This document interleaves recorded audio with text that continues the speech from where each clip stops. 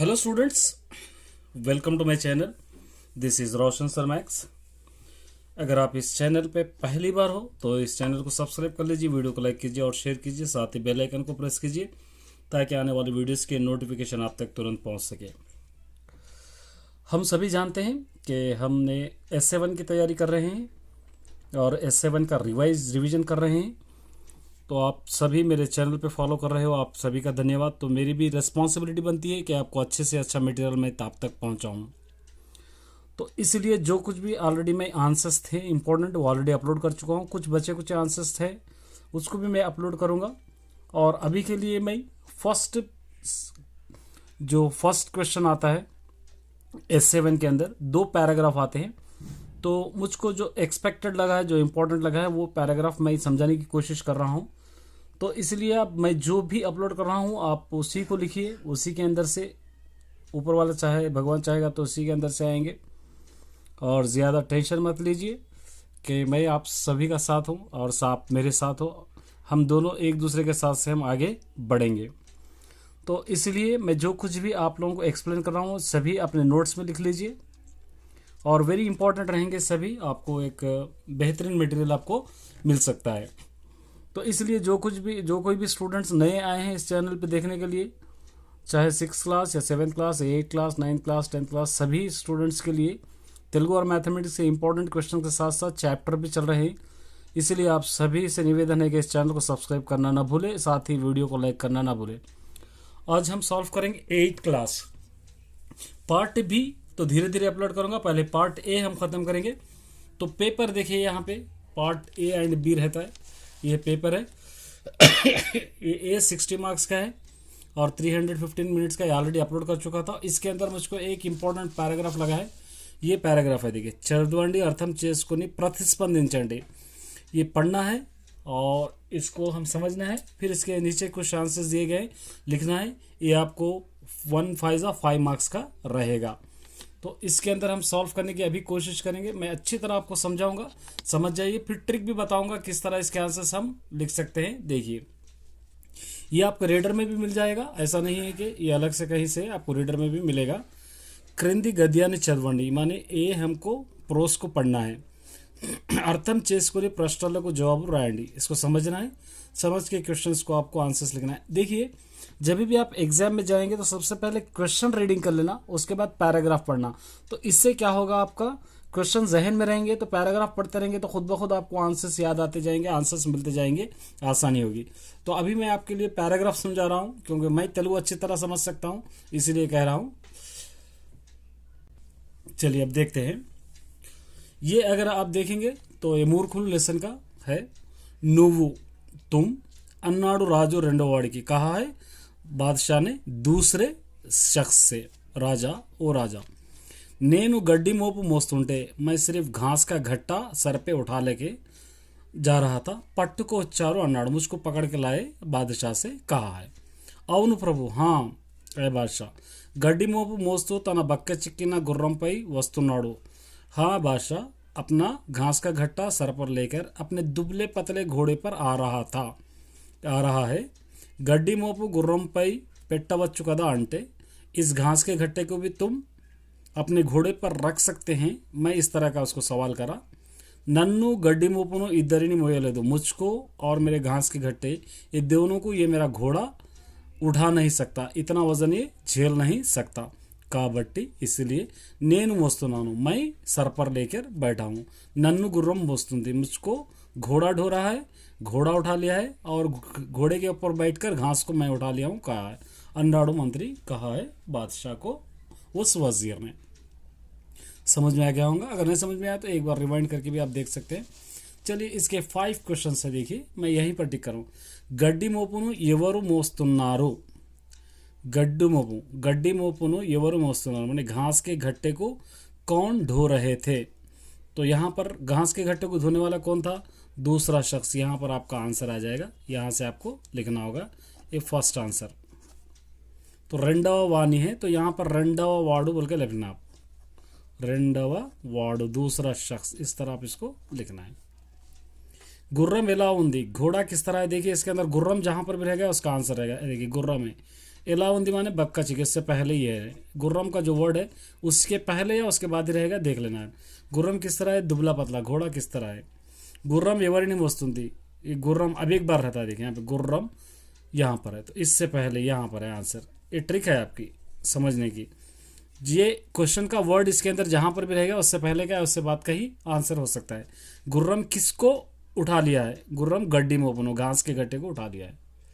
अच्छी तरह से पेरालो राजू पलकिना माटलू एवी, इस पैराग्राफ में बादशाह जो बोला है वो बातें। यहाँ पे ये राजू राजू देखिए यहाँ पे है, तो यहाँ पे नुव्वू एक ही बात कहा है, नुव्वू मतलब तुम बोलकर एक ही बात कहा है, वो आंसर आपका ये हो गया फोर्थ आंसर।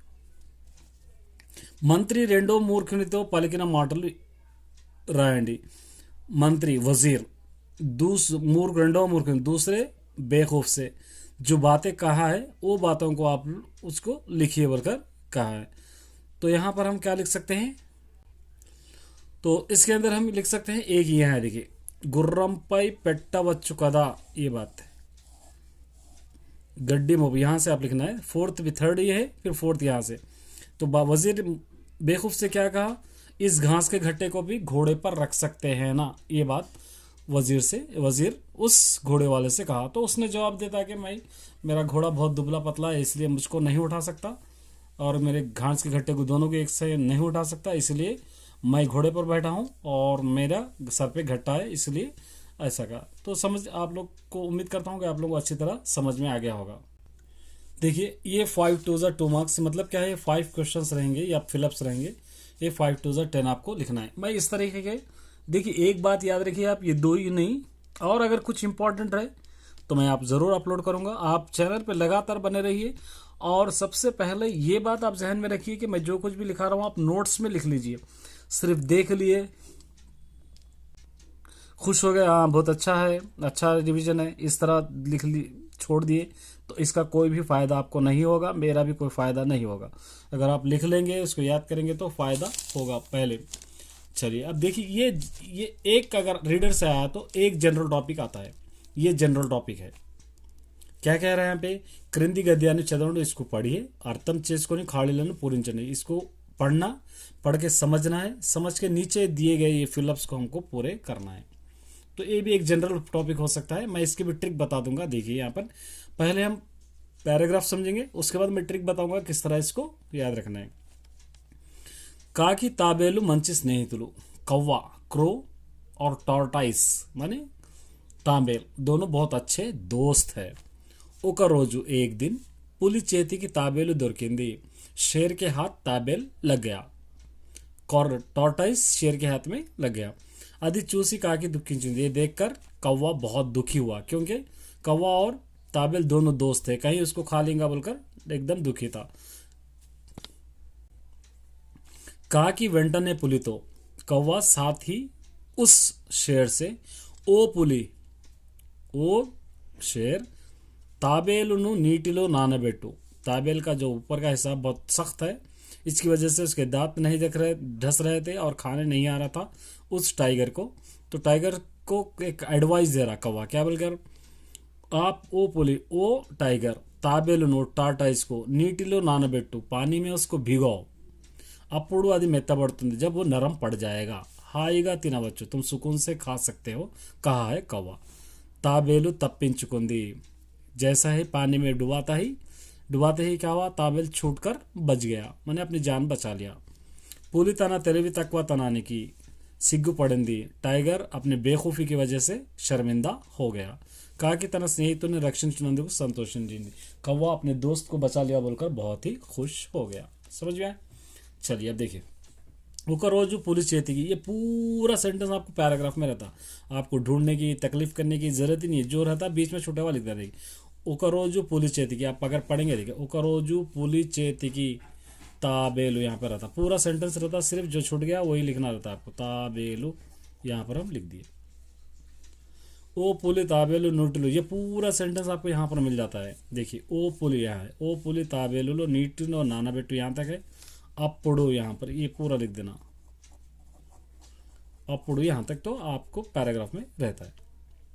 कुछ कोई टेंशन की बात नहीं है इसके अंदर, बहुत आसान है, ये आपको पहचानना है। फिलअप्स इसके अंदर ऑलरेडी ये पूरा सेंटेंस भी रहता है। देखिए पुली तना तेलुवा तक, यहाँ पे पूरा रहता है। देखो पुली तना तेलुवा तकवा, यहाँ पर तनाने की, यहाँ पे तनाने की, यहाँ पर ये थोड़ा डिफरेंस दे दिया है, यहाँ पे मिस्टेक दे दिया। देखिए पुली तना तेलुवा तकवा तनाने की सिग्गु पड़िंदी, यहाँ पे नहीं, पुली तना तेलुवा तकवा तनाने की यहाँ पे दे दिया, तो ये नहीं रहना था, सिग्गु पड़िंदी आना था यहाँ पे।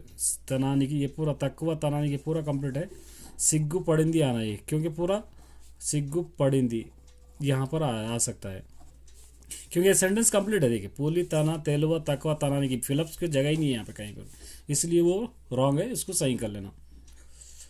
पुली एंतो ताबेलू पेंकुन कोरको लेकर पोइंदी, पुली एंतो ताबेलू पेंकुन कोरका लेकर पोइंदी, एंता सॉरी पुली एंता प्रयत्निंचिना, ये आपको नहीं मिलता है इसके अंदर, ये नहीं है, ये जनरल आपको मिलता है, क्योंकि शेर टाइगर बहुत कोशिश करने के बावजूद भी, प्रयत्निंची यहाँ पर लिखना, प्रयत्निंचिना, ये आपको समझना पड़ेगा।